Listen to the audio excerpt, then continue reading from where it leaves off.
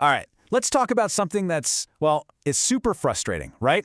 We're going to tackle why so many perfectly good ideas, policies that are designed to solve really big problems, just seem to fall flat. Why do they fail to deliver? Let's dive in. You've seen this a million times, I'm sure. The government announces some bold new plan for healthcare or education, you name it. There are these big press conferences, flashy headlines, but then a year goes by, you look around, and it feels like, did anything actually change? That gap between the promise and the reality can be just huge. So what on earth is going on in that gap? Well, that gap, it's got a name: policy implementation. And it's not just about signing a piece of paper. Nope. It's about every single thing that happens after that. This is the battleground where a neat, tidy idea from the capital city smacks right into the messy reality of the real world. And understanding this process is the key to figuring out why so many great ideas just fizzle out. Okay, so to start, let's look at the classic way people used to think about this. We can call it the blueprint approach. It's this really, very top-down command and control kind of view of how things are supposed to work. On the surface, the logic seems pretty simple, right? First, you have the politicians, the big thinkers. They come up with the policy. That's the idea.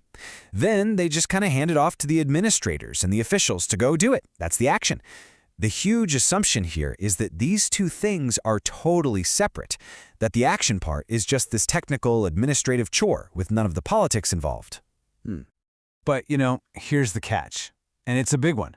For this whole clean, linear process to actually work, the real world has to be, well, perfect. Absolutely perfect. And the list of requirements for this to happen is, let's just say, long. First off, the policy itself has to be flawless. Like the goals have to be crystal clear, no ambiguity. The core theory behind it, the if we do A, then B will happen part, that has to be 100% correct. Then you need officials who are not only skilled, but totally on board. You need everyone in politics to support it. And get this, the world outside needs to just stop changing. Yeah, no major economic shifts, no social changes. Easy, right? No pressure at all. Oh, when it gets better, or, worse, other experts came along and added even more to the list. Things like, just having unlimited time and money. No big deal. No outside forces messing things up. Perfect communication, perfect coordination, and here's the real kicker. You need the power to make everyone comply perfectly without question.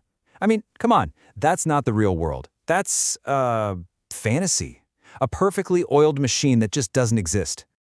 So, because that whole blueprint idea is so, well, impossible, a totally different way of thinking popped up. It basically flips the whole thing on its head. Instead of looking from the top down, it starts from the ground up. The best way to think about it is you're not an architect with a rigid blueprint. You're more like a gardener. You have to work with the soil you've got. You have to adapt. And the difference in perspective is huge, right? The top-down model is all about the big bosses in the capital. Success for them means everyone followed the plan to the letter. But the bottom-up way of thinking, it's all about the people on the front lines. It just assumes they're not going to be robots. They're going to adapt. They're going to use their own judgment. And for them, success isn't about following the script. It's about actually getting the job done, whatever it takes. And this leads to a really, really important idea. It's a term called street-level bureaucrats. Think about it. Who are these people? They're the teachers, the police officers, the social workers, the people who are actually doing the work. They're not just little cogs in a big machine. No way. The hundreds of tiny decisions they make every single day, that is the policy. That's what it looks like in the real world. They are the ones who are truly implementing it. Okay, so that brings us to a third way of looking at all this. And this one's interesting because it doesn't really come from political science. It's more from the world of management. And it reframes the whole problem. It says, hey, maybe it's not about top-down versus bottom-up. Maybe the real issue is just the basic problem of telling someone else to do something. This is what's known as principal-agent theory. It's pretty straightforward. You've got the principals, those are the decision makers, the politicians. And then you have the agents. Those are the folks who get the work delegated to them, the ones who have to carry it out. So in government, you can think of politicians as the principals, and the whole massive system of public workers as their agents. But here's the rub. Here's the central conflict. The principals, the bosses, they can't possibly watch over everything the agents are doing. And the agents on the ground, they have their own ideas, their own expertise, maybe even their own priorities. Why would we assume they see the problem the exact same way as some politician writing a law in a faraway office? That freedom they have, it's called discretion. It's basically the wiggle room that allows a teacher or a police officer to use their judgment. And look, discretion isn't automatically a bad thing. It can be great. It can mean smarter, more flexible solutions, but it can also mean the policy gets twisted into something the creators never, ever intended. And that tension between control and freedom is the core of the problem. All right, so we've got the rigid blueprint, the on-the-ground Gardner approach, and this whole management problem. But the newest way of thinking about this goes even one step further. It basically says, you know what? We need to stop thinking about this as a straight line. It's not a one-time event. Yeah, just throw out that whole idea of neat little stages, you know? Step 1, make the policy. Step 2, implement it. That's not how it works. The reality is way messier, way more continuous than that. It's much more like an endless political fight, a constant tug of war, a cycle of conflict and negotiation between all these different groups, and they're all trying to pull the policy in their direction. There's a name for this view. It's called the Advocacy Coalition Framework, and it imagines the policy world as this sort of subsystem, and inside it are these competing teams, these coalitions. And who's on these teams? You've got interest groups, experts, people inside government agencies, and they're all locked in this long-term battle over what a policy should even mean or do. And that battle doesn't stop just because a law gets signed. Not at all.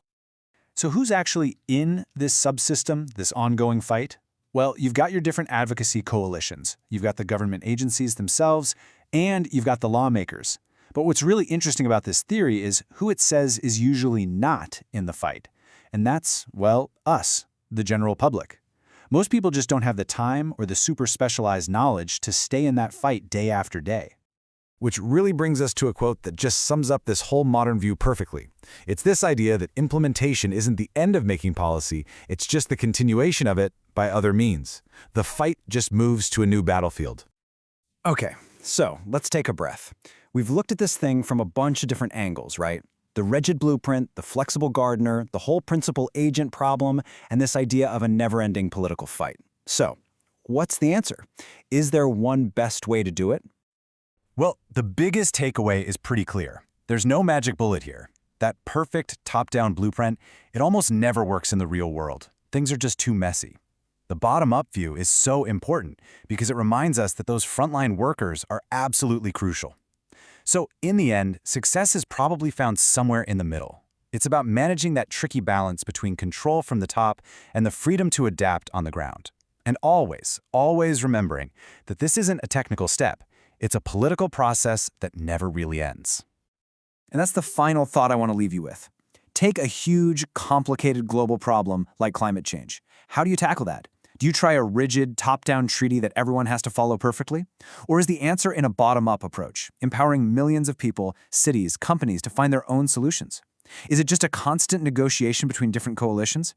The way you choose to see the implementation problem, it completely changes how you think about the solution. Something to think about.